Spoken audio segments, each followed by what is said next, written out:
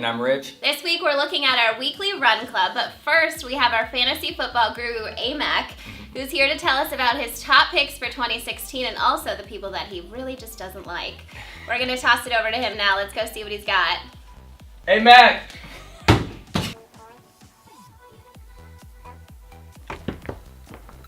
Oh hey guys, Amac here. I'm here to talk about a couple of my fantasy football players I like and don't like in 2016.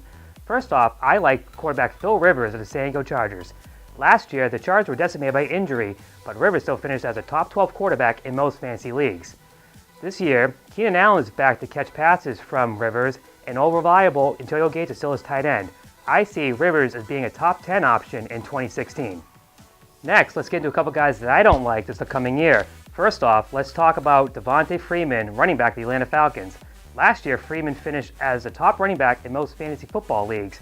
However, he got most of his points in just 4 weeks of play during the season, and he never topped 100 yards rushing after week 7.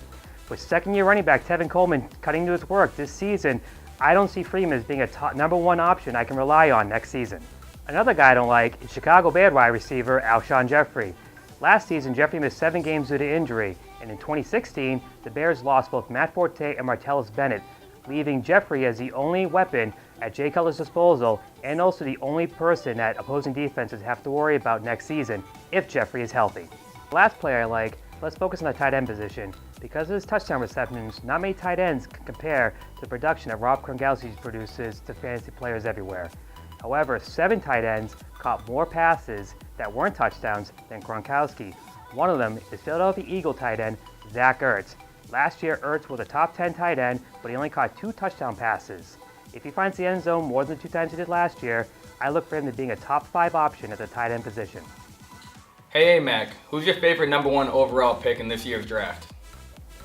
With my first round pick, I am not picking a running back like most players think they have to do in their fantasy drafts. The player I want in the first round is Steelers wide receiver Antonio Brown. Brown has played all 16 games in each of the last 3 seasons.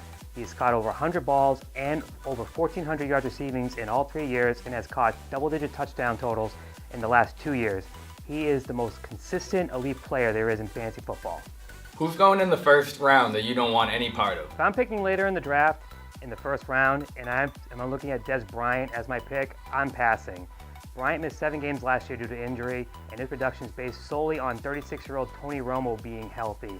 And by the way Romo looks in camp by pictures I've seen, I want no part of Bryant. I'm picking a running back late in the first round, like a Jamal Charles, an Eddie Lacy, a Lamar Miller. I want no part of Des Bryant as a late first round pick. All right, Amac, I hear you're taking on the entire SBS community in fantasy football this year. Tell us what it's about. Yes, I will be heading up a 12-team fantasy football league on behalf of SBS. The first 11 people to sign up will have a chance to both beat me in fantasy football. The winner of the entire league will get both bragging rights and a free league on behalf of SBS. Bring it, motherfucker!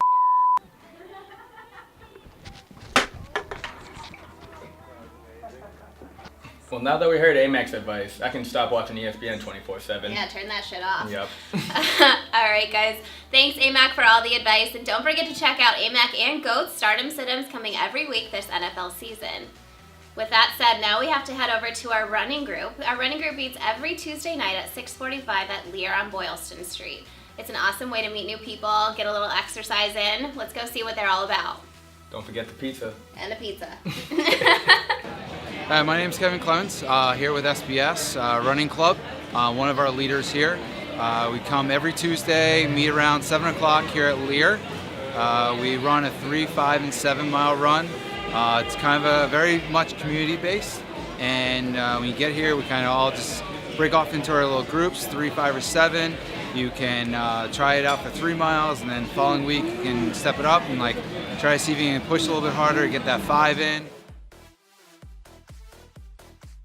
We're accepting of all different skill levels, whether you're slow, fast, or anywhere in between. Generally, we try to keep a good pace in the beginning, but obviously people start to drift off, and it's kind of our job just to make sure we stay as much as a group and people don't sort of get split up alone. Yeah, after we come back, we just sort of cool down, have a couple glasses of water, then normally order a beer or 2 and have the pizza. It's ended up being a really good social aspect of the run club. Just because it's essentially been just a great way to meet people and network. You can really bond over the fact that you're running together. Personally, I've made a few friends through this club over the last few months when I've been doing it. So I recommend anybody else who's interested to come join us on a Tuesday night at 7 p.m. So if you're into running, definitely check them out. It's free for all SBSers. And what do they get? Free pizza. Okay. Yeah. All right, guys. Thanks for tuning in. That's all we have for you today. Make sure you tune in next week. We have a very special episode at Harpoon announcing their fall beers, which will be great. Hell yeah. Yeah. All right. Until then, I'm Maggie. I'm Rich. We out. I'll take you on a ride if you can keep up.